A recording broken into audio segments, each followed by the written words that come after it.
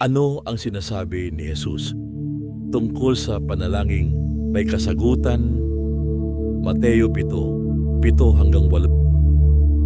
Humingi kayo at kayo'y bibigyan. Humanap kayo at kayo'y makakatagpo. Kumatok kayo at kayo'y pagbubuksan.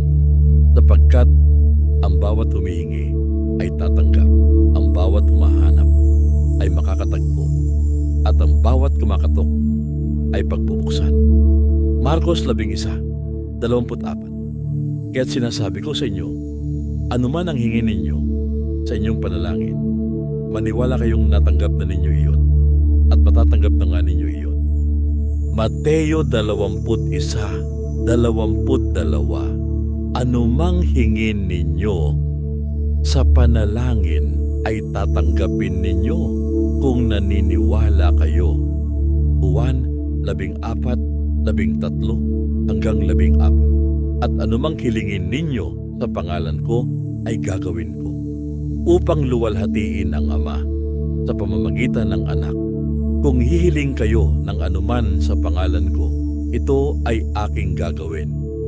Juan 16:23-24. Sa araw na iyon, hindi na ninyo kailangang humingi sa akin. Pakatandaan ninyo, anumang hingin ninyo sa Ama sa aking pangalan ay ibibigay niya sa inyo.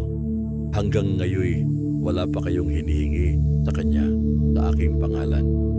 Humingi kayo at kayo'y tatanggap upang malubos ang inyong kagalakan. Yan ang mga sinabi ng Panginoong Jesus patungkol sa panalangin may kasagutan sa bersyon ng Magandang Balita Biblia.